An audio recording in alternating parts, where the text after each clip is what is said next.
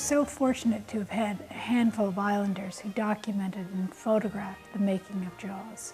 This book is a wonderful, nostalgic look back for those of us who were involved in making the film. And for everyone on island or from off island, the book is full of personal recollections of the thoughts, the actions, the excitement, and the chaos that captures so well the impact of making an old-time blockbuster Hollywood film.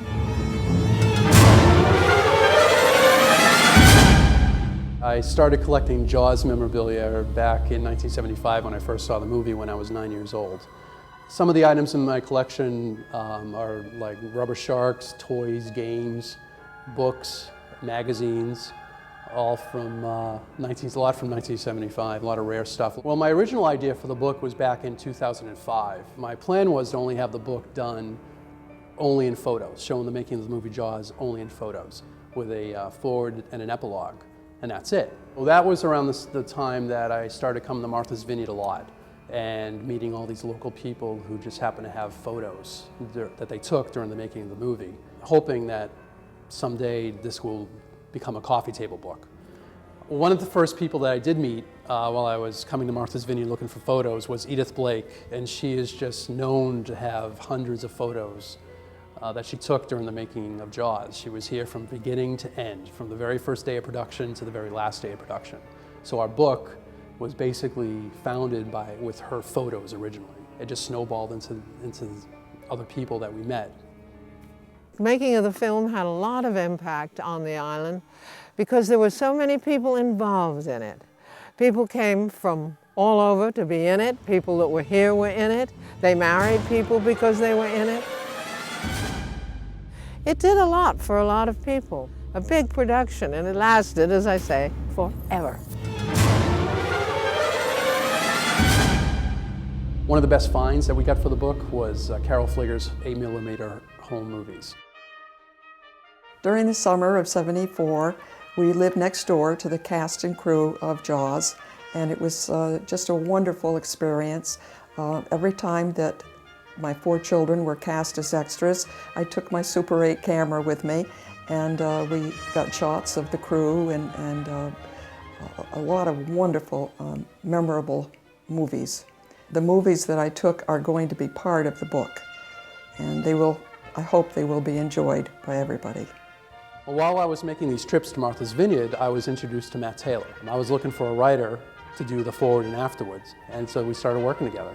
He just did an amazing job. He made it bigger than I could have ever imagined. Matt had a lot of ties to the people on Martha's Vineyard. We got a chance to talk to a lot of people who I didn't know about, who had all these photos and stories about the making of the movie, and they were part of the crew and the actors and like local extras. Once that happened, we just started combing the island and finding all these great treasures that Jaws fans are gonna be blown away. Well, I grew up summers on the island, and throughout my childhood, I knew a great number of people that were involved in the production of Jaws. And so I knew that there were all kinds of great stories and photographs about the production that had never seen the light of day before. And so for me, one of the best things about putting this book together and finally seeing it through to completion was knowing that these stories would finally, and the photographs, would finally see the light of day after all these years. Especially in the case of Lynn Murphy, who is a local marine mechanic that became particularly influential in keeping the sharks working throughout the production.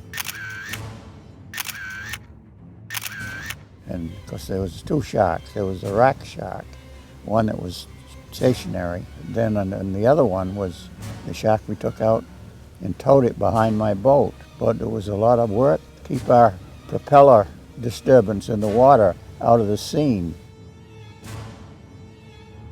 So I had to maneuver quite hard to do that, and it looked pretty good in the movie. Well, you can barely see the word tail written in magic marker on this old piece of duct tape. This is the control that was taped up in the mast. And they would control the movement of the shark with these little switches, toggle switches.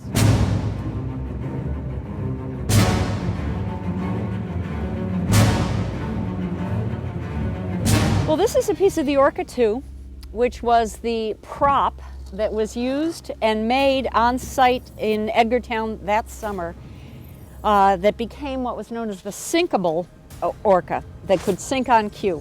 So we bought all the gear from Universal after the movie and brought it back up to Menemsha and plopped it over on Lynn's property at West Basin. What I did for the book was I took a section and cut it into strips and then made 1 by 1 inch pieces that have been embedded in a folio that is included with the commemorative edition of the Jaws book, Memories from Martha's Vineyard. Once we really got going, combing the island from one end to the other, looking for artifacts to include in the book, I was just really amazed at the amount of stuff that's actually still here.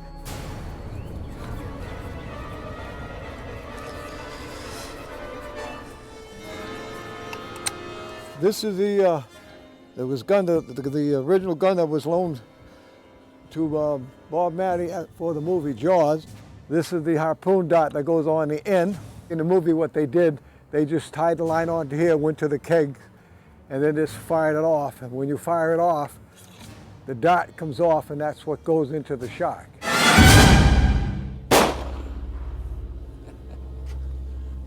Well, I really can't wait for Jaws fans to see this book. As a lifelong Jaws fan myself, this is a book that I've always wanted.